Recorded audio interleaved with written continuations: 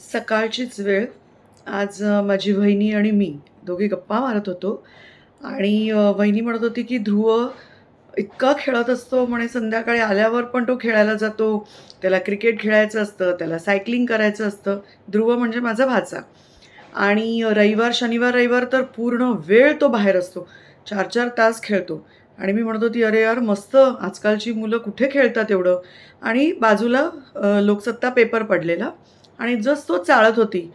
तर त्याच्यातली जी खबर वाचली, जी न्यूज वाचली, ती अक्षरशः हृदय पिळवून टाकणार होती.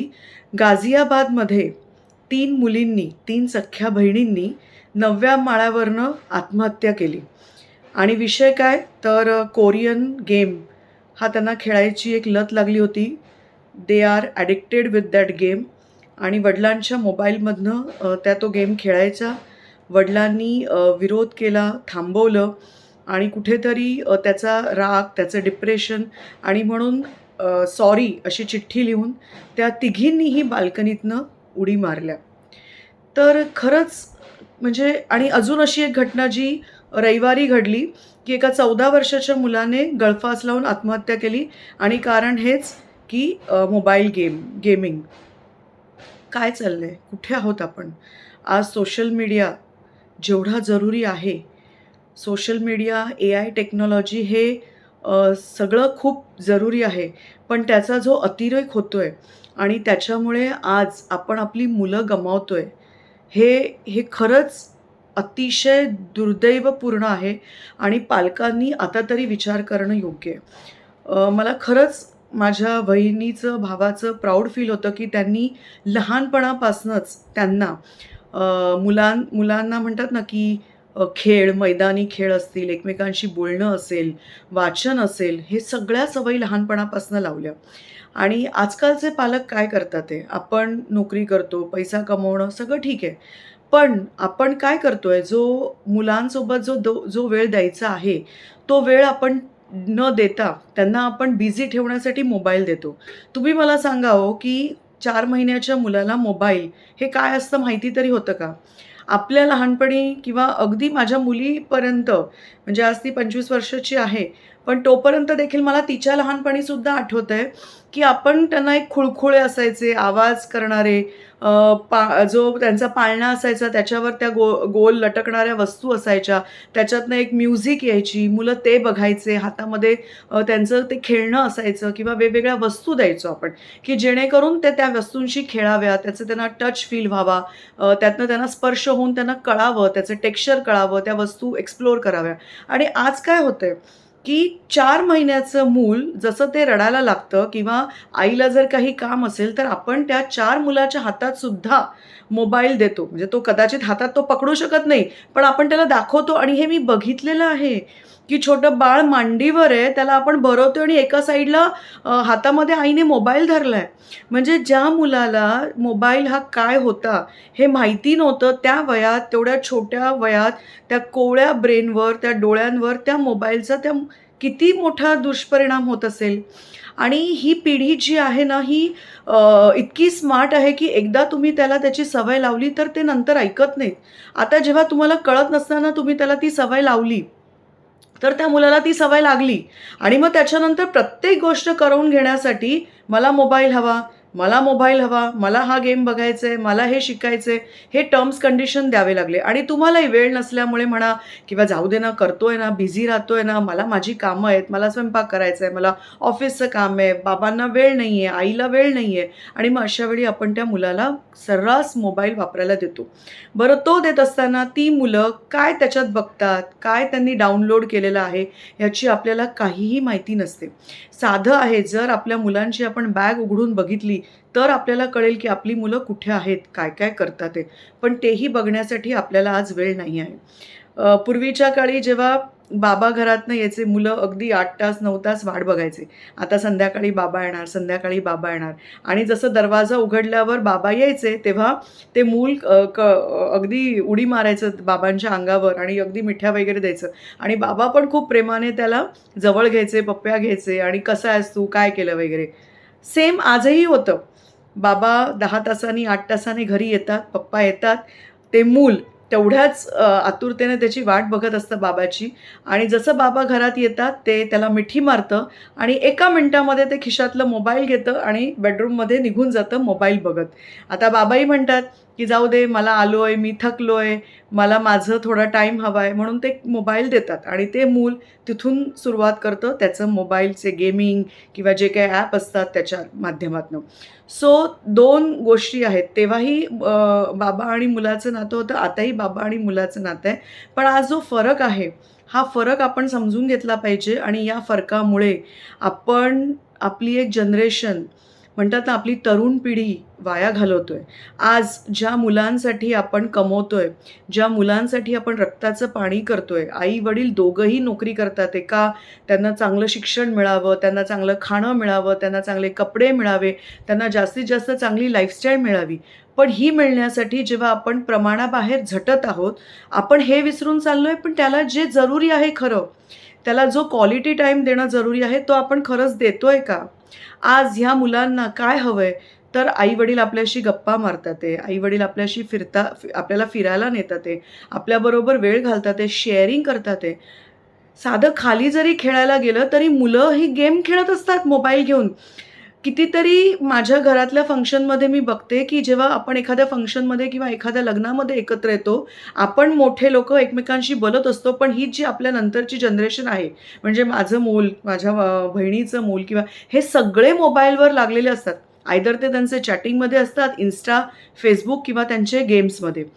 कुठेही त्यांचं "आत्या तू कशी आहे? मावशी तू कशी आहे? तुम्ही सगळे कसे आहात?"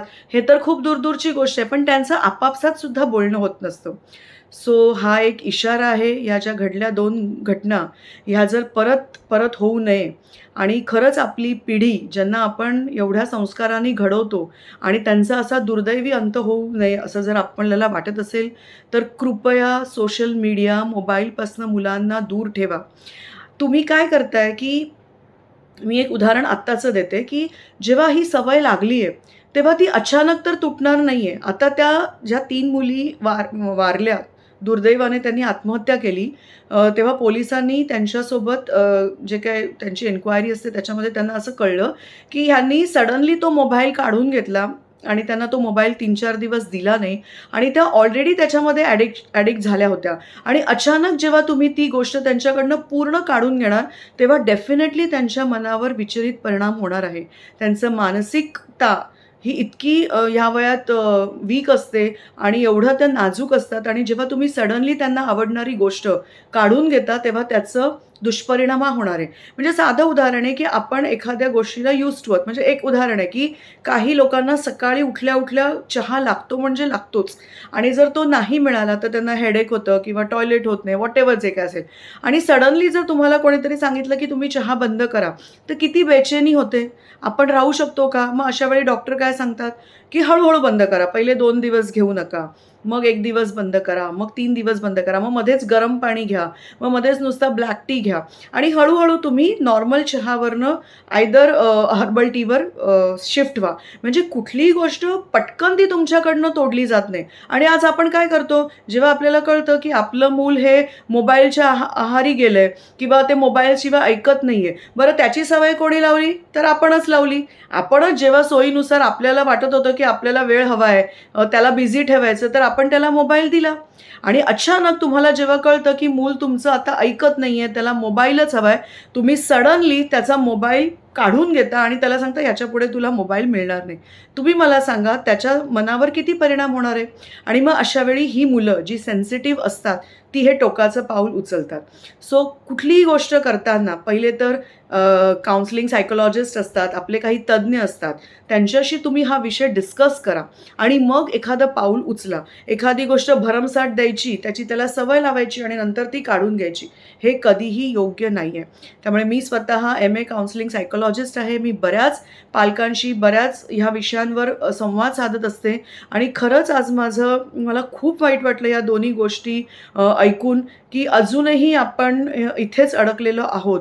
सगळीकडे आपण प्रगती करतोय, सगळीकडे आपण 21व्या शतकाकडे म्हणतो ना, सोशल मीडिया. सोशल मीडियाचा वापर हा नॉलेज घेण्यासाठी ठीक आहे. आज आपण म्हणतो की ऑनलाईन लेक्चर्स आहेत.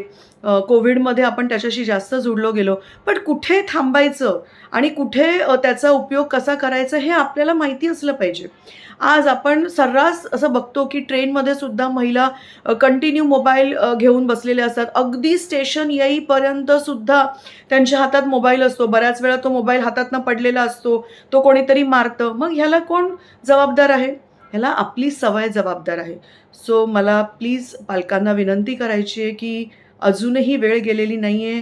जे नवीन पालक आहेत, ज्यांची मुलं छोटी आहेत, त्यांनी कृपया आपल्या मुलांना मोबाईल हा देऊ नका. त्याच्या आहारी त्यांना जाऊ देऊ नका. त्यांच्याशी क्वालिटी टाईम स्पेंड करा. बरेच खेळणी असतात, बऱ्याच वस्तू असतात, पुस्तकं असतात, खेळाची सवय असते. हे सगळं त्यांना अगदी लहानपणापासनं जर तुम्ही सवयी जोडल्या, तर ही मुलं जसा माझा भाचा आहे, की त्याला बिलकुल हे सगळं सोशल मीडिया आवडत नाही. तो जास्तीत जास्त चेस, स्विमिंग, क्रिकेट, मैदानी गेम, गप्पा मारणं हे सगळं करतो. तसंच तुमच्या मुलांना सुद्धा जर तुम्ही लहानपणापासून सवयी लावल्या, तर ही मुलं या सोशल मीडियाच्या आहारी जाणार नाही आणि ज्या मुलांना आपण आपलं रक्ताचं पाणी करून सिंचतो, ज्यांना आपण घडवतो, ज्यांच्यासाठी आपण हे सगळं करतो, आपलं एक स्वप्न आहे की ही मुलं डॉक्टर व्हावी, इंजिनियर व्हावी, पुढे भारतामध्ये एक तरुण पिढी देश घडवत असतं आणि आज जर ही मुलं अशी जर दुर्दैवाने मृत्यूच्या आहारी गेली आणि काय कारण तर फक्त गेमिंग, मोबाईल गेमिंग. तर खूप हे भयानक स्थिती आहे आज पूर्ण भारतामध्ये किंवा देशामध्ये. सो ह्याच्यात मी परत सांगते, की पूर्णतः पालक त्याला जबाबदार आहेत. आज आपण एक सुज्ञ पालक म्हणून हा हा व्हिडिओ बघा, हा व्हिडिओ ऐका आणि जास्तीत जास्त लोकांपर्यंत शेअर करा आणि स्वतः त्याला इम्प्लिमेंटेशन करा. प्रत्येकाला सगळं माहीत असतं. लेक्चर देणं खूप सोपं आहे. प्रत्येकाला माहीत असतं, की साखर खाण्याने वजन वाढतं, डायबिटीज होतं. पण आपण करतो का ती कंट्रोल? आपल्याला माहिती आहे, की रोज आपल्याला एक्सरसाइज करणं जरुरी आहे. त्याच्यानेच आपण फिट राहणार आहोत. पण जातो का आपण रेग्युलर एक्सरसाइजला? सो नॉलेज असून उपयोग नाही आहे. ते जर तुम्ही इम्प्लिमेंट नाही केलं, ते जर तुम्ही त्याचा वापर नाही केला, तर तुमचं नॉलेज हे पूर्ण शून्य आहे. त्यामुळे सगळ्यांना माहिती आहे, की सोशल मीडियाचा वापर, अतिरेक हा हानिकारक आहे. आपण तो नाही केला पाहिजे. पण आपण त्याच्या इतकं आहारी गेलोय, की आपण स्वतःच्या भावनांवर कंट्रोल करू शकत नाही आहोत. एकदा तुम्ही 2 तास मोबाईल बाजूला ठेवा, तुमचं मूल स्वतः मोबाईल बाजूला ठेवेल. आज प्रत्येक घरामध्ये सिनारिओ संध्याकाळचा बघा. आई कामावरनं येते, वडील कामावरनं येतात. मूल त्याचं क्लासेस वगैरे करून येतं आणि जेव्हा एकमेकांशी बोलायचं असतं तेव्हा आयदर मूल टीव्ही बघत जेवत असतं, वडील काहीतरी न्यूज लावलेली असते, आईने साईडला WhatsAppवर किंवा Facebookवर किंवा अजून कुठली गाणी लावलेली असतात आणि प्रत्येकजण आपल्या आपल्या ह्याच्यात बिझी असतो. बरं सगळं काम आवरून झाल्यावर जो तो त्याचा मोबाईल घेऊनच बसलेला असतो.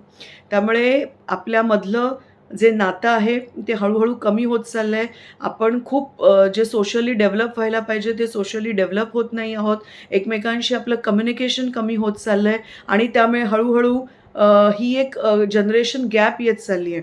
आणि मग पुढे हा टॉपिक खरं तर खूप मोठा बोलण्यासारखा आहे, पण मी तो फार काही मोठा लांबवणार नाही आहे. आणि मग आपण म्हणतो की आपण मुलांना इंजिनियर बनवतो, डॉक्टर बनवतो, फॉरेनमध्ये पाठवतो आणि ही मुलंच वडिलांना वृद्धाश्रमात पाठवतात आई-वडिलांना. का नाही पाठवणार? कारण की लहानपणापासून आपण त्यांच्याशी बॉन्डिंगच ठेवलेलं नसतं. आपण त्यांच्याशी गप्पा मारलेल्या नसतात, आपण त्यांच्याशी वेळ घालवला नसतो. आपण काय करतो? त्यांना जे हवंय ते देतो. त्यांना त्यांना त्यांना ते खरंच हवंय का? की ते आपण त्यांच्यावर लादलेलं आहे आणि त्याच्यामुळे त्यांच्यात आणि तुमच्यात एक अशी गॅप निर्माण होते, की ज्याच्यामध्ये ते तुमच्याशी आपुलकीच निर्माण करू शकत नाही. त्यांना वाटतं, की आई-वडिलांनी आम्हाला शिकवलं, आई-वडिलांनी आम्हाला मोठं केलं, त्यात काय फार मोठं? ते त्यांचं कर्तव्य होतं आणि त्यांना हवं होतं म्हणून त्यांनी केलं. सो प्लीज मी तुम्हा सगळ्यांना विनंती करते, की आत्ताही वेळ गेलेली नाहीये. जे पालक नवीन आहेत, ज्यांनी पालकत्व स्वीकारलेलं आहे, ज्यांची मुलं अगदी लहान आहेत, त्यांनी या मोबाईल नावाचं जे हे मी तर म्हणेन हा भस्मासूर आहे, हा जो खातोय सगळ्यांना, सोशल मीडिया भस्मासूर हा जो आहे, ह्याच्यापासून आपल्या मुलांना दूर ठेवा. प्रमाणाबाहेर त्याचा वापर करू देऊ नका. तो काय करतोय, त्याचा वापर तो कसा करतोय ते बघा आणि त्याच्यातनं काहीतरी नॉलेजेबल असेल तेवढंच त्यांना द्या आणि एक सोशल मीडिया स्क्रीन टाईम लावा. माझ्यावर विश्वास ठेवा, जर तुम्ही आत्तापासून ही सवय लावली, तर त्याचं ॲडिक्शन लागणार नाही, त्याचा प्रॉपर उपयोग होईल आणि त्याच्यातनं एक चांगली सुदृढ आणि हुशार पिढी घडेल आणि आपलं मूल आपल्यासोबत कायम असेल. सो अशा या घटना ज्या घडतात आहे, ह्या तर सोशल मीडियावर येतात. काही घटना कदाचित येत पण नसतील. पण हा मृत्यूचा दर खूप वाढत आहे. मुलांचं, तरुण मुलांचं आयुष्य खूप धोक्यात आहे आणि ही आत्ताच आपल्याला आपली सगळ्यांची जबाबदारी आहे, की त्यातनं आपल्या मुलांना बाहेर काढणं आणि आपल्या मुलांसोबत एक प्रेमाने गप्पा मारणं, त्यांच्याशी बॉन्डिंग ठेवणं, त्यांच्याशी जवळीक साधणं आणि त्यांना काय हवंय, काय नकोय आणि त्यांचं मित्र बनणं. सो परत एकदा मी हा व्हिडिओ तुमच्यापर्यंत पोहोचवतेय कारण की अतिशय मन दुखावलं आज आणि परत-परत या घटना होऊ नये अशी माझी इच्छा आहे. माझ्यापर्यंत माझा हा प्रयत्न असेल की माझ्या या काही लेक्चर्समधनं मी अवेअरनेस निर्माण करण्याचा प्रयत्न करीन. मी करतेच आहे आणि त्यातनं जर काही शिकलेत, काहींनी धडा घेतला, तर खूपच छान. बाकी आपण सगळे सुज्ञ आहात. आपल्या सगळ्यांना सगळं माहिती आहे. फक्त मी तेच म्हणते की knowledge is not important, implementation is very important. Thank so much. परत एकदा असंच भेटीन. थँक